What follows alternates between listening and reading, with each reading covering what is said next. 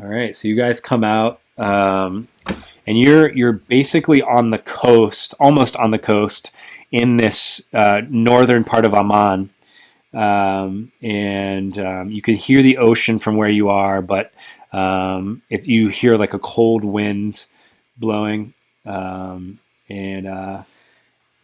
these are very you're near like to the west is very tall mountains, um, and before you see someone like half buried in snow and ice.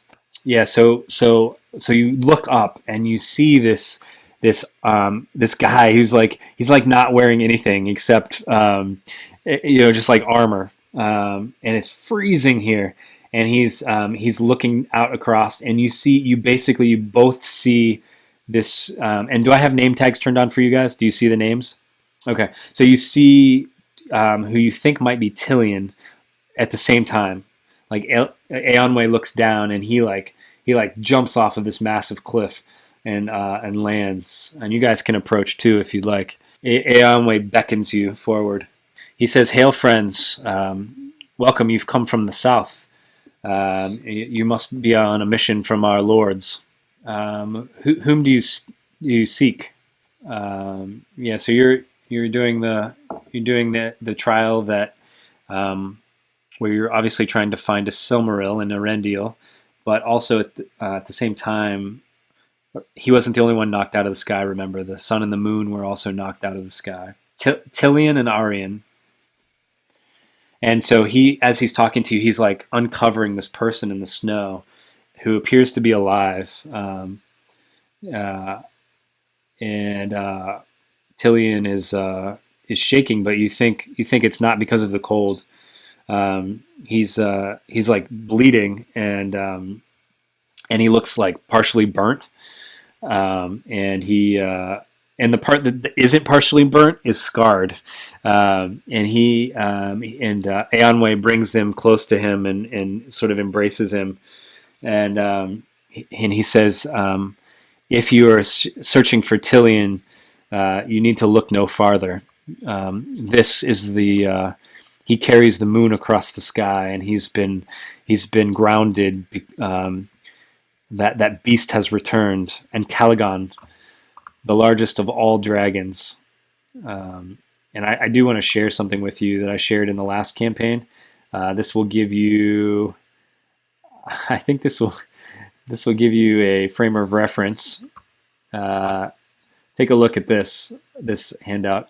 Yeah, you faced Glaurung in the last campaign, and there's Ancalagon compared to Glaurung. Well, so there's a theory about that. Do you want to? I mean, you can talk to these people about you're wondering about Ancalagon probably, so you can feel free to ask questions about that. So Ancalagon is the dragon. Arien is the person that carried the sun, and Eärendil is the person that carried the Silmaril. So what are you asking them? He says, so our quests are the same. To find. He starts to say, "My beloved," and he looks down at Tilly and he says, "To find our beloved, and the guard at the door of night," and that's referring to Eärendil. Yes, we have the same quest. And he says, "If you will aid me on my quest, then I will be forever indebted to you, and you will have the sword of Eönwë at your side." So Tilion would say that that Ancalagon doesn't look like a dragon anymore. He says that Ancalagon was indistinguishable from the void itself. He says basically he didn't even see Ancalagon coming, and he guesses the same was true for Arien and for Eärendil. Tilion is a maiar and cannot die, but in terms of like how badly beat up, he was knocked out of almost at the void, and was badly damaged by Ancalagon. He's like burnt, he's battered and bruised, and you know that maiar can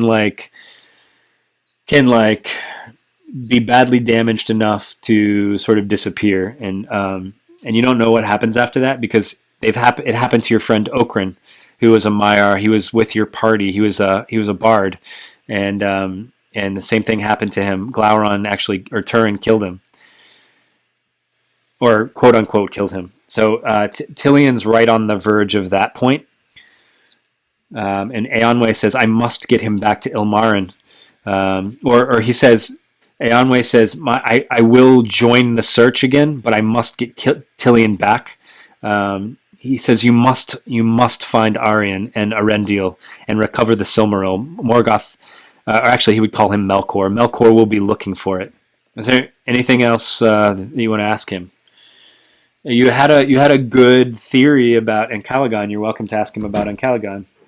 You said it's not even, how can a dragon knock down 3 mountains, right? Because that's essentially what the lore is, right? That when Ancalagon was killed and knocked out of the sky by Eärendil, he smashed the 3 volcanoes that made up Thangorodrim, where Morgoth's headquarters was, right?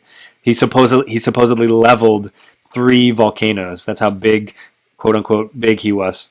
He says as somebody who was at the battle, I can tell you that stories have been, as stories go, and sort of verbal tellings, that the truth is not exactly that way. He says Ancalagon is huge, but he's obviously not the size of 3 volcanoes.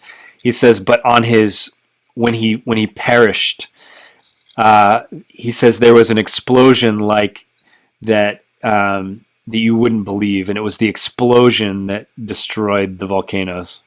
Yes, that's you. You think the dragon who knocked them out of the sky is still around and is probably still doing the bidding of Morgoth, who's coming. And Morgoth had the Silmarils for a while. He was in possession of them, and he covets them. And he has been sending people to try to recover the Silmarils, and this is the last one that's unprotected. So you're guessing that you're going to have to face someone here, possibly Ancalagon.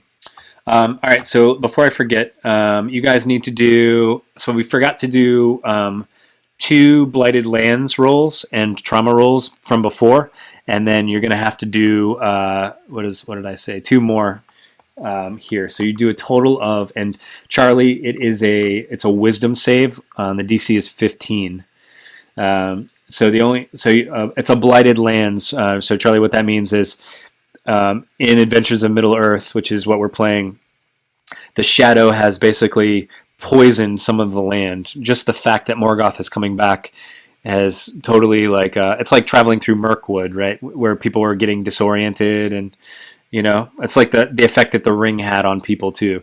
All right, so cool. So you don't take any shadow points, Charlie, except you have to do 3 more of them. So you guys would have had an encounter here had you taken a long rest, and also if you had kept the Silmaril, you would have basically drawn people to your position. And all right, So I guess Eönwë and Tilion would sort of a different colored portal appears, and Eönwë and Tilion go through the portal, and Eönwë says he will find you again, but he basically begs you to find Eärendil and Arien. So you head farther north. Actually, he tells you to head farther north into Helcaraxë. All right, so I'm going to take you to the next map. So when you get a little farther north, there's like jagged ice everywhere, and you just can't. As Elendor, you've never been here, but you've heard stories about this place. How your ancestors travel. Actually, you may have been a part of the people that have walked across here. In fact, you may have made this trek, and so this brings back terrible memories if you did make this trip. You basically were a part of the Noldor elves that had, if you weren't responsible, you were still sort of buying into Fëanor, the guy who created the Silmarils, his kinslaying, like the Valar are out for they want our Silmarils, the other elves want our Silmarils. This was not only were the conditions terrible, but the conditions, you were being loyal to the Noldor house, right? You were following Fëanor, or the people loyal to Feanor, and eventually you guys decided, this is not worth it, but that this trip would bring back terrible memories. And you get to a point where you actually see a crashed ship, and you see like a body, like half exposed. All right, so go ahead and if you guys are moving up to the ship, place yourself in like where you would be, and then we're going to do some turn order rolls. So as you get closer to the ship, there is a glowing light from underneath of the ship, and you see who can only be Eärendil, smashed and dead, laying under the ship. And out of the sky, faster than you didn't even see him move. He just lands with a thud next to you.